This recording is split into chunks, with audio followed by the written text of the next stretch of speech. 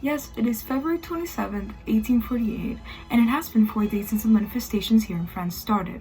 Of course, us in the news outlet aren't very happy about this, since this means that we are diverting from important news such as how the crop season is going, and stock market, which is what we know our audience wants.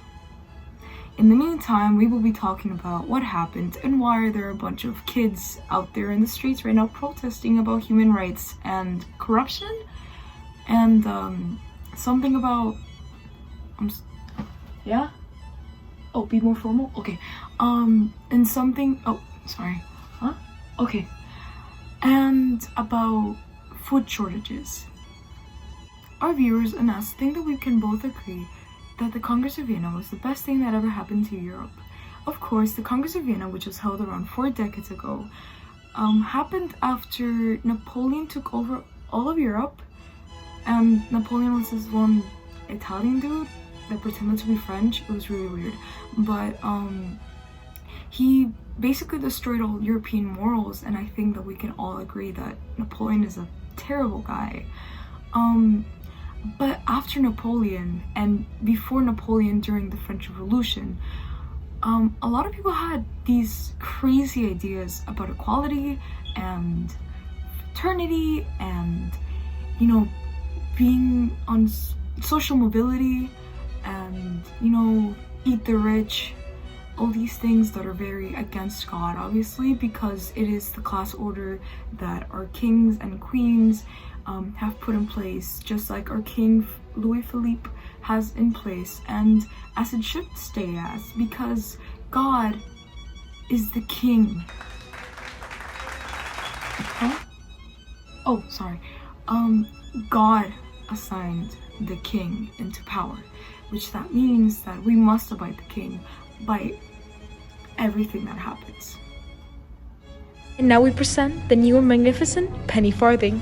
From the hands of Mr. James Starley to yours, take your trips to another height. When you walk to the store in the heart of Paris, you'll see that you'll never walk again, only for 15 francs. We have been informed by our network that it would be best if we explain to our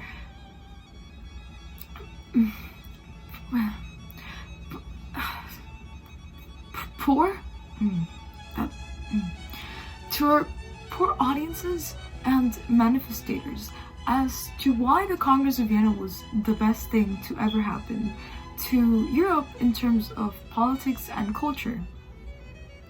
The Congress of Vienna was held around 4 decades ago during 1915 and a part of 1914 too, which was led by this man named von Metternich, who re-established the old order in Europe before hell broke loose with Napoleon. It brought back social order, which is what we all need, because we all know that, like Darwin said, you know, some people are just born better than others. You know, what's that thing called? I think social Darwinism.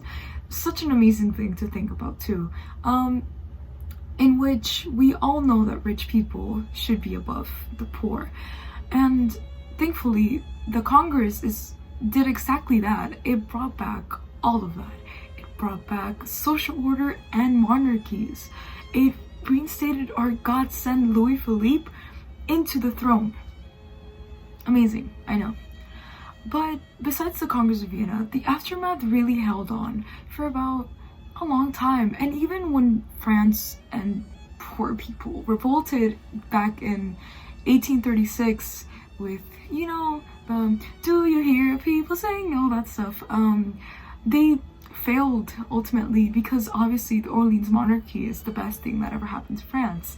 And obviously France is not going to fall again to a bunch of revolutionaries, which brings me to this point that is very important about this one guy, this one German guy called Karl Marx, that keeps talking about equality, but really hardcore equality.